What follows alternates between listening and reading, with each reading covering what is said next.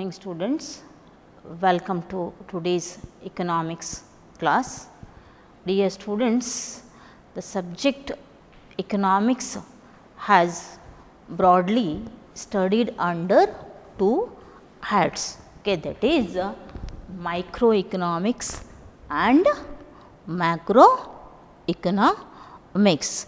I hope all of you understood very well all the chapters related to microeconomics, okay. And in your second PUC, in macroeconomics, you have to study all together the 4 chapters, okay. So, I am going to take the first chapter, okay, that is introductory chapter, introduction to macroeconomics, okay. Dear students, in macroeconomics, we study how the country's total level of employment and total level of output related to the variables like price, rate of interest, wage rate, profits, so on, by focusing on a single imaginary commodity and what happens to it. So, this macroeconomics tries to look the problems of economy as a whole. It tries to study the economy as a whole, okay. The macroeconomics is study of aggregates, okay, total consumers in the economy, total producers in the economy, total markets in the economy. The students, first of all, we will try to know what is the difference between microeconomics and macroeconomics, okay. Difference between microeconomics and macroeconomics. So, microeconomics is a study of a small part of the economy, study of a small part of the economy, okay. In microeconomics, we come across with the economic agents like single consumer, single producer, single firm, etc. The single consumer who tries, individual consumer who tries to maximize his satisfaction, and an individual producer who tries to maximize his profit, and a individual firm also tries to maximize its profit. Even a large firm, even it is a large firm, it comes under micro study, because that firm or that factory acts for the interest of its shareholders rather than the interest of whole economy, okay. So, that is why even though it is a large firm, it comes under a micro study. But dear students, in macroeconomics, we study the phenomenon, which affects the nation as a whole, the phenomenon which affects the economy as a whole. For example, inflation, unemployment level, etc. Okay. So, these are the macro problems, population problem, etc., etc. The macroeconomic variables cannot be changed. The macroeconomic variables cannot be changed by a single buyer or a single producer. Okay. A single buyer or a single producer cannot change the macroeconomic variables like inflation or unemployment problem or population problem or low savings problem, low investment problem. Okay, an individual buyer or seller cannot do anything with it. The government or the state has to do something. The government or the state has to do something to change this phenomenon. Okay. And students, this macroeconomics tries to look at general equilibrium. General equilibrium, what you mean by general equilibrium? General equilibrium in the sense equilibrium of all the consumers of the economy, equilibrium of all the producers of the economy. Okay, equilibrium of all the firms in the economy. So that is, and the demand and supply of each and every market should be in equilibrium. That is called as general equilibrium. Okay, in all the market, in each and every market, the demand and supply should be equal. So that is general equilibrium, and that is studied by macroeconomics. On the other hand, in microeconomics looks at the partial equilibrium only. Partial equilibrium in the sense equilibrium of a consumer, equilibrium of a producer, equilibrium of a firm, like that it comes. Okay. So this macroeconomics tries to study the general equilibrium analysis. Okay. In macroeconomics tries to address the problems faced by the whole economy. Macroeconomics tries to address the problems faced by the whole economy, like inflation problem, okay, unemployment problem, low savings problem, low investment problem, population explosion, all those things. Okay. The macroeconomists in the sense the economists who study macro analysis had to study the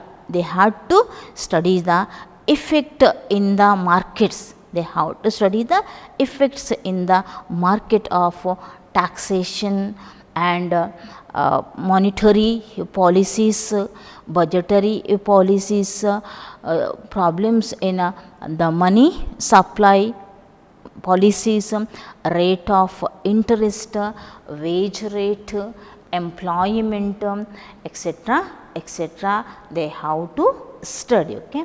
And dear students, there is a close relationship between microeconomics and macroeconomics. Even though they are studied under two broad heads, there is a good relationship between micro and macroeconomics. Macroeconomics has its deep roots. Macroeconomics has its deep roots in microeconomics because it has the study of aggregate effects of the focusing the demand and supplies in the market. Okay. So the study macroeconomics help the study of microeconomics is also necessary. And students, this macroeconomic policies, the policies of macroeconomics will be pursued or followed. They are followed only by the government or by the statutory bodies like Reserve Bank of India, Security Exchange Board of India, Reserve RBI, what we say RBI, okay, SEBI, Securities Exchange Board of India, or such a similar institutions, okay. And the one concept we have to study in this chapter or in macroeconomics is about economic agents. Economic agents. Who are these economic agents? The individuals or the institutions who take economic decisions. The individuals or the institutions who take economic decisions are called as economic agents. For example, you take a consumer. A consumer is an economic agent. Consumer is an economic agent because he takes decision about what should I consume, how much to consume, what to consume and how much to consume. He decides. So, that is why he is an economic agent. Same way, if you take a producer is also an economic agent because that producer decides what to produce, how to produce and how much to produce. That is the decision taken by that producer. That is why he is also called as an economic agent. The same way, the different entities, different institutions like government, corporations and the banks are so called as economic agents because they have to take the decisions how to spend, how much to spend, okay, how the tax should be levied, how much should be the tax rate, how the interest should be levied, what should be the interest rate on credits, okay, and what should be the wage rate. All those things they have to decide. That is why even they are called as economic agents, okay. So, economic agents in the sense the individuals or the institutions who take economic decisions, okay. So, dear students, you know about Adam Smith, Adam Smith. Who is Adam Smith? Father of economics, okay. So, Adam Smith is also regarded as a founder of classical school of economics, okay. Founder of classical school of economics. The followers of Adam Smith, are called as members of classical schools of economics. Now, why Adam Smith is famous? Adam Smith is an famous economist, father of economics, and his famous book is An Inquiry into the Nature and Causes of Wealth of a Nation. What is that? An Inquiry into the Nature and Causes of Wealth of Nations, popularly known as Wealth of Nations. Written in the year 1776, okay, popularly known as Wealth of Nations, written in the year 1776, okay. But how this macroeconomic emerged? How this macroeconomics emerged or got prominence. Okay. Dear students, this macroeconomics emerged as a separate branch of economics after British economist J.M. Keynes. Is that British economist J.M. Keynes, John Maynard Keynes. Okay.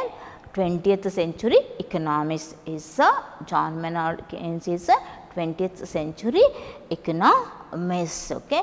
The famous book, celebrated book written by J.M. Keynes is General Theory of Employment, Interest and Money. What is that? General Theory of Employment, Interest and Money, written in the year 1936, and that famous book is popularly known as Keynesian phenomena. We call it as Keynesian phenomenon. Okay. So, in his book he gave more importance to macroeconomics, macro problems. Okay. Now, what are the thoughts of classical economists? What are the thoughts of classical economists? Who are those classical economists? Adam Smith and his followers are called as classical economists. These classical economists think that the labor who is ready to work, will find employment, no employment problem. The labor who is ready to work will find employment, and all the factories will be working at its full capacity.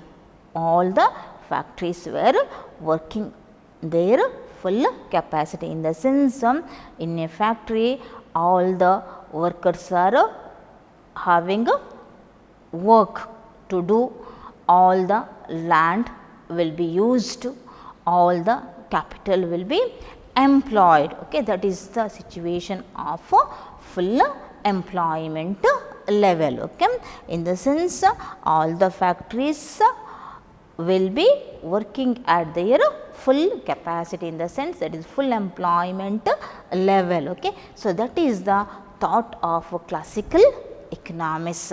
So, this thought is known as classical school of thought. Okay. Classical school of thought or classical tradition, we call it as classical tradition.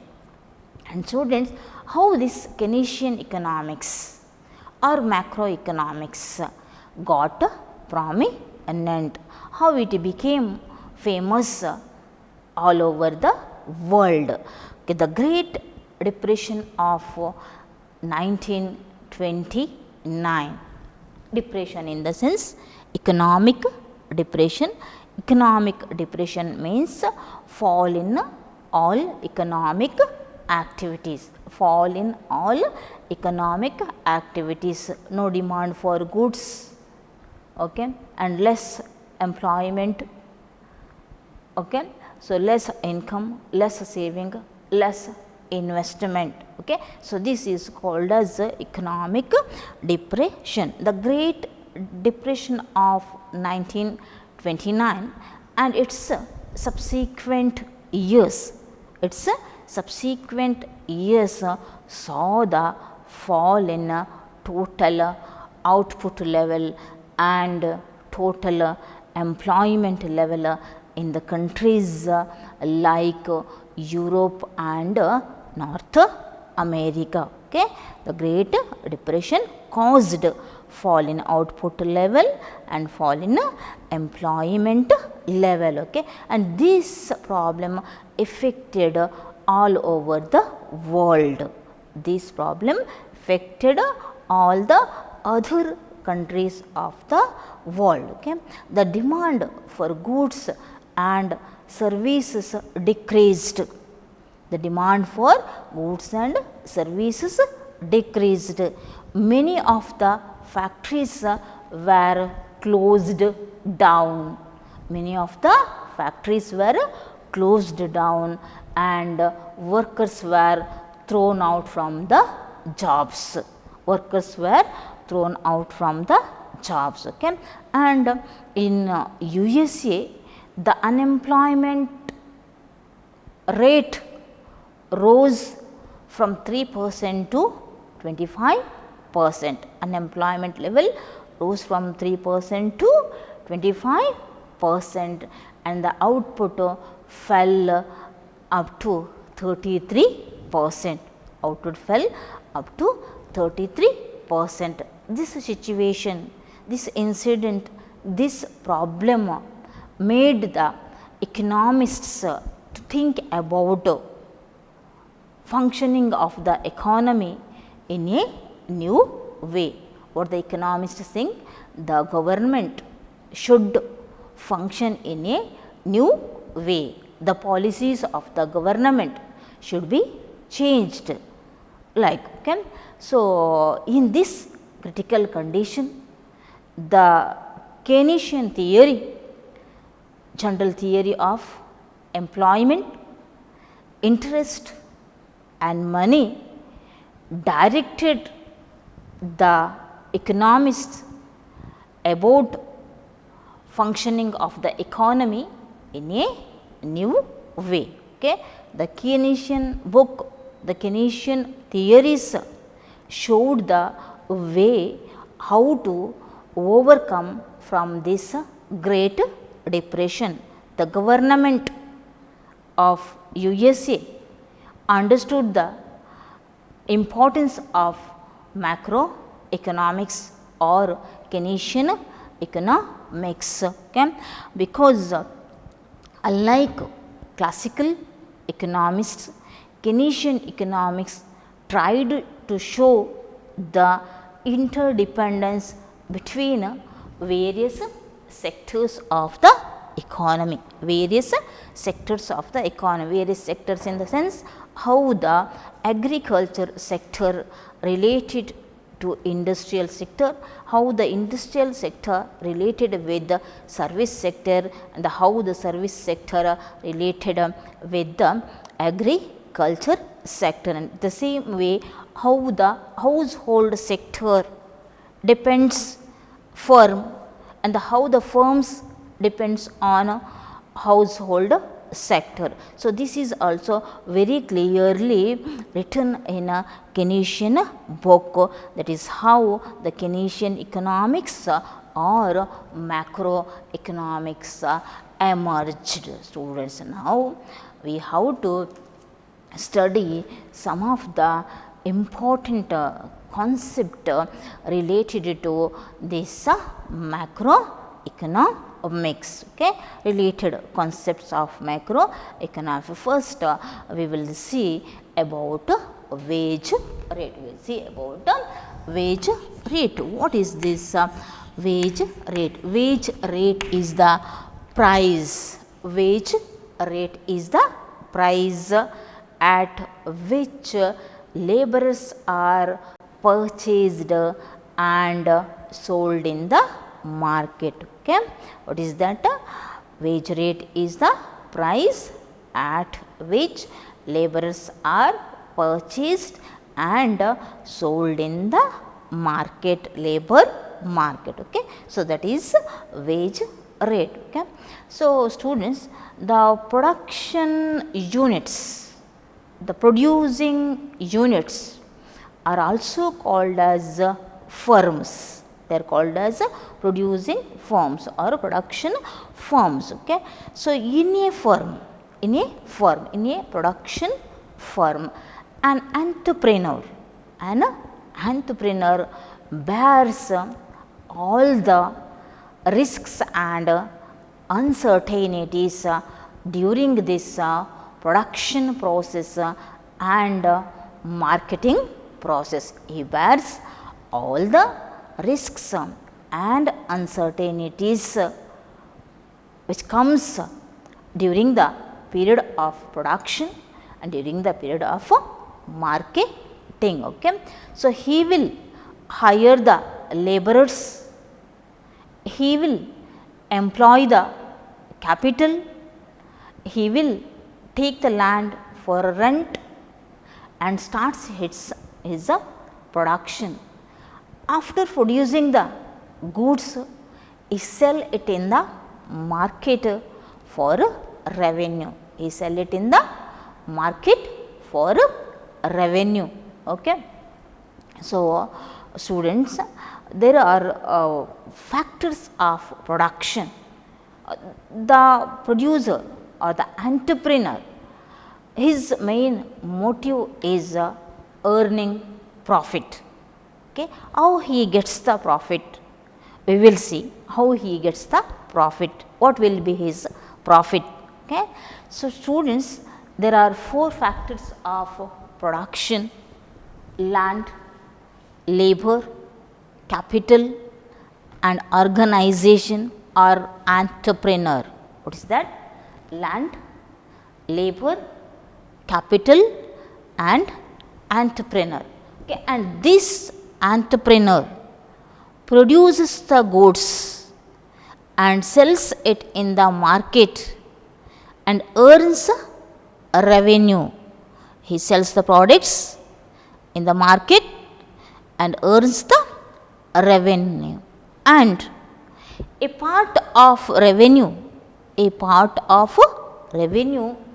goes to land as rent. A part of the revenue is paid to the land as a rent. Okay. And part of this revenue is paid to the, or will be paid to the labor as wages. A part of this revenue will be paid to capital as interest. The remaining revenue will be the income of this entrepreneur after paying rent, wages, interest. The remaining portion or remaining income, remaining revenue will be the profit what the entrepreneur gets. Now, I said there are 4 factors of production. All the 4 factors are rewarded. The reward for land is rent, the reward for labor is wages, the reward for capital is interest, the reward for entrepreneur is profit. Okay. Reward for entrepreneur is profit. So, this is about the factors of production and their rewards. Okay. Now, students, one more important concept you have to study in this macroeconomics is about international trade, external trade or foreign trade. Okay. Foreign trade. Okay. There are 2 types of external trade. Okay. In the external trade, there are 2 types. So, one is import trade and export trade. Okay. So, import trade and export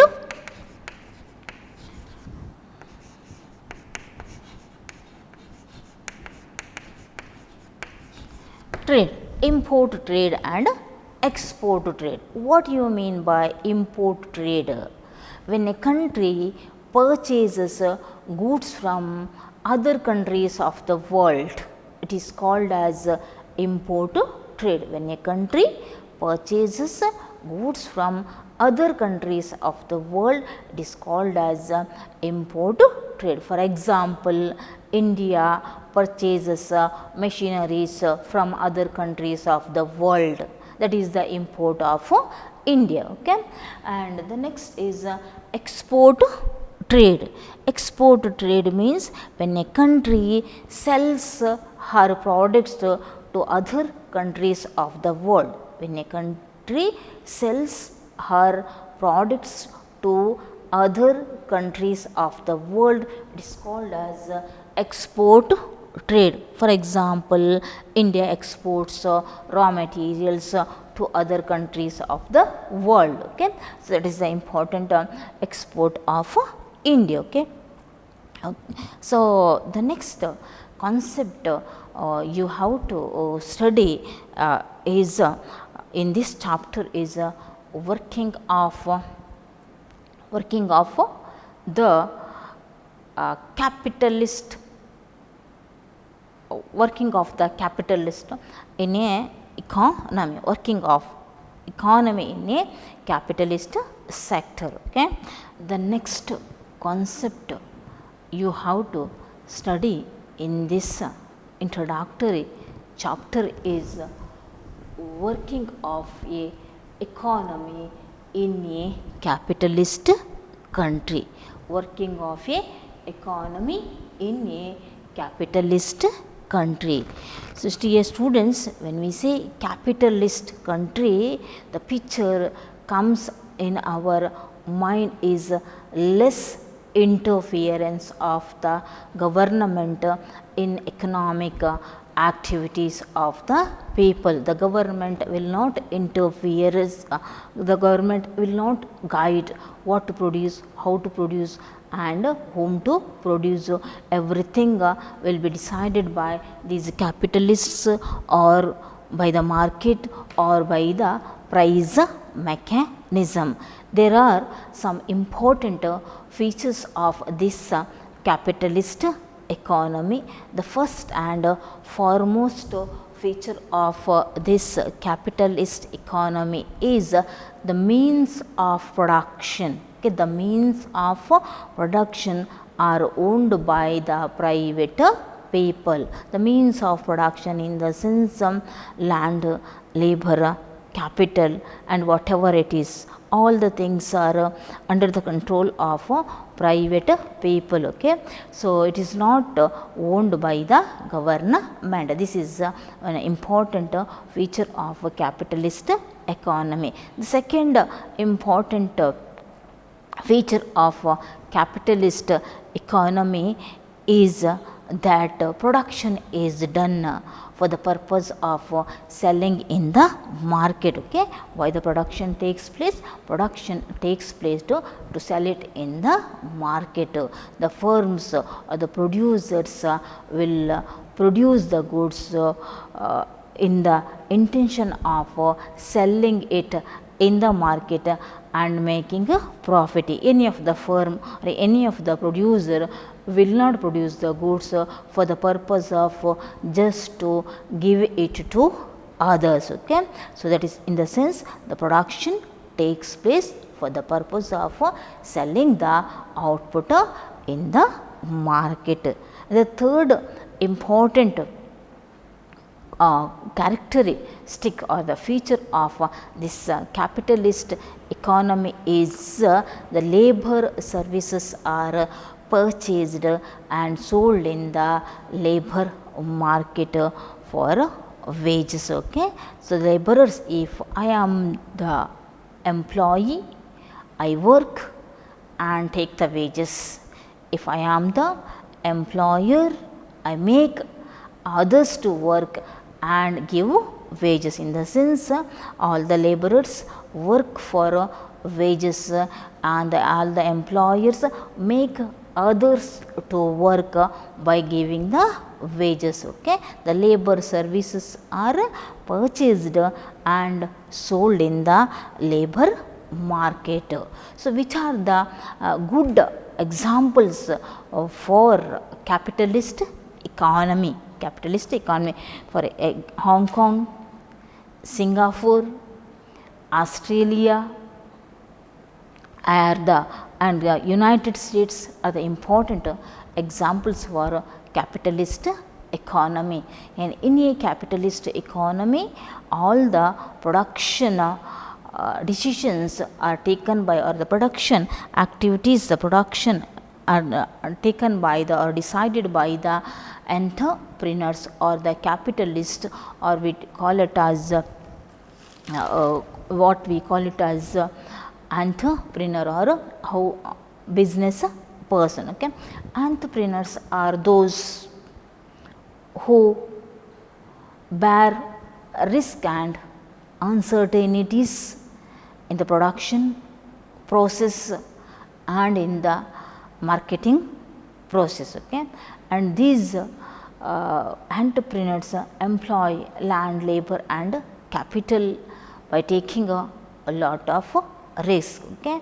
These entrepreneurs sometimes themselves supply the capital needed for production activity. Okay. If they are having enough capital, they supply capital for their production. They do not have to borrow from others. If they are not having capital, they will borrow from other sources like a bank or any other financial institutions. Anyhow, this entrepreneur takes a lot of risks and uncertainties during the process of production and marketing process. Okay. And to carry out its production, he has to use the natural resources also. Natural resources like land, maybe minerals, maybe forest, etc., etc. And even he uses human resources like labor. Okay. Human resource, labor. Okay. He employs land, labor and capital and starts the production and sells it in the market and try to get a profit. Okay. As I said, a part of his revenue will go to land as rent, and a part of his revenue goes to laborer as wages, and a part of his revenue goes to the capital as interest. The remaining amount, the remaining money or the remaining revenue will be the profit of that entrepreneur. Profit of that entrepreneur. The profit is the reward for entrepreneur or what we call organizer.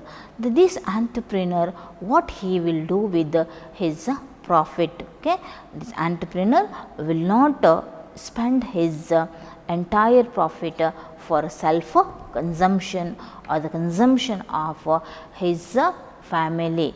Often this profit will be used for further production or the next production period, maybe to buy the land or to buy the machineries or building factories to expand his production. Okay. In order to expand his production, what he will do? He will spend his profit to buy new land, buy new machineries, okay, or building the factories. Okay. And this expenditure of his profit, this expenditure of that entrepreneur is called as investment expenditure. Okay. What you mean by investment expenditure? Investment expenditure is the expenditure done for the purpose of expanding his production. Okay. Expanding his production. Okay. And this is about an entrepreneur, okay, in a capitalist type of economy. Okay. So, dear students, in your second PUC question paper, almost you will get one question like this: what is the role of the government or the state and role of household both in developed and developing economy? What is the role of government and household sector both in developed and developing countries. Okay.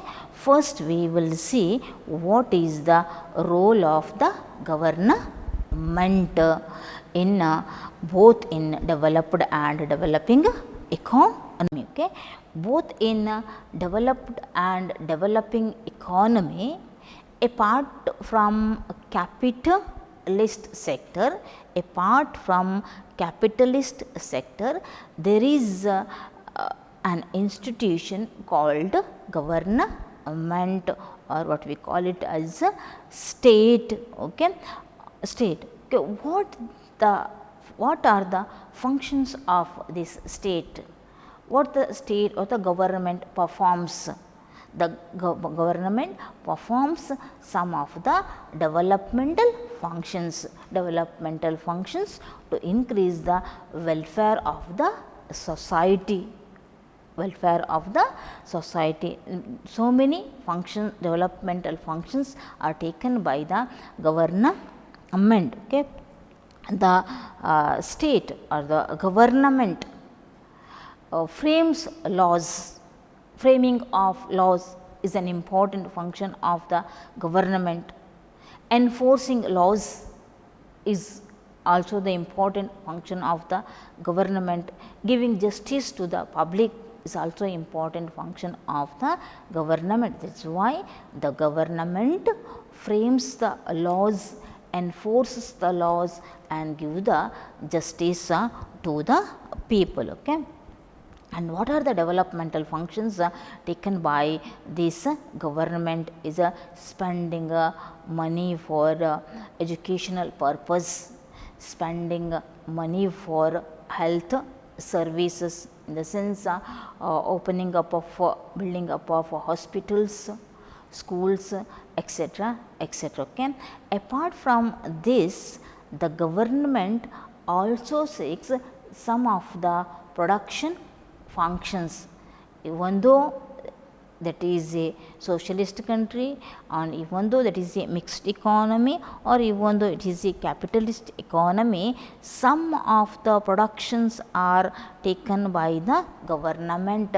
This has to be taken into account while describing the feature of a economy, or describing about the functions of the economy. Okay. So, this is about the role of the government, in developed and developing economies.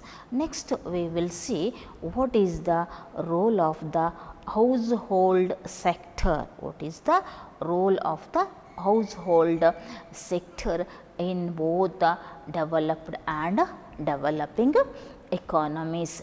Students, when we say household sector, the picture comes in our mind is house, family, people, etc., etc. Okay. Okay.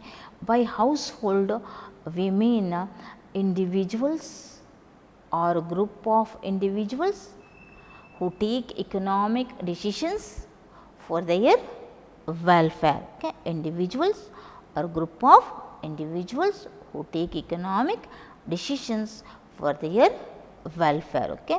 This households consists people. This households consists people, isn't it? It is a family. So, these people may work in firms and earn wages. They may work in firms, production firms, and earn wages. They may work in government departments and may get salaries. Some of them may also have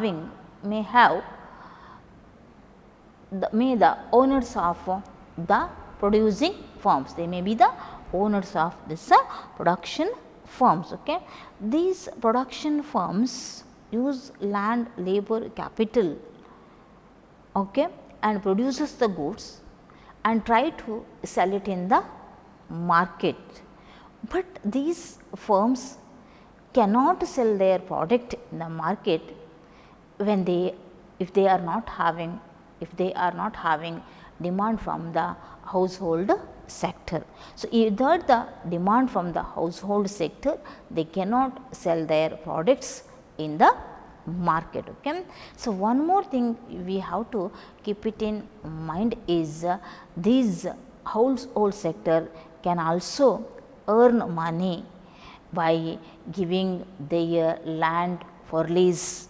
They can give their land for lease and earn money, and if they are having capital, they can earn interest also. Okay. So, this is about role of the household sector in developing and developed economy. Okay. So, there are some important points you have to keep it in mind in this chapter, students. Important chapter, important questions which come to examination. First thing is about micro and macro. So, meaning of microeconomics and meaning of macroeconomics. Microeconomics study of a small unit of the economy. Macroeconomic studies about whole economy, like that. And thing is Adam Smith, how to remember Adam Smith, who is that father of economics. The name of the book written by Adam Smith is an inquiry into the nation and wealth, inquiry into the nation and causes of wealth of nation, an inquiry into the nature and causes of wealth of nation, popularly known as Wealth of Nation, written in the year 1776. And you have to keep it in mind the name of J.M. Keynes, John Maynard Keynes, and his book General Theory of Employment, Interest and Money, written in the year 1936, popularly known as Keynesian phenomena. And you have to keep it in mind the thinkings of classical economists, that is full employment situation, you have to keep it in mind. And the economic agents, who are economic agents, the individuals or institutions who take economic decisions are called as economic agents. And you have to keep it in mind the four factors of production: land, labor, capital and entrepreneur or organization. And the rewards for these factors of production: land is rewarded with rent, labor is rewarded with the wages, capital is rewarded with the interest, and the entrepreneur is rewarded with the profit. This you have to keep it in mind. And export and import, okay, international trade, external trade. What is export and what is import?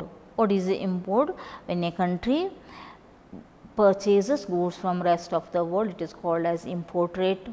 What do you mean by export trade? When a country sells her product to the rest of the world, it is called as export trade. You should keep it in mind. What is the production firm?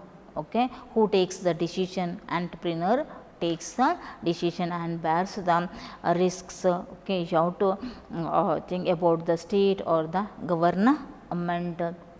One more thing you have to keep it in mind is the Great Depression of 1929. Okay, and you should keep it in mind the Reserve Bank of India, I mean RBI, SEBI. Okay. As dear students, here with these are the important points you have to keep it in mind. I think you have understood in a better way. Here with I will end up my lecture. Thank you, students.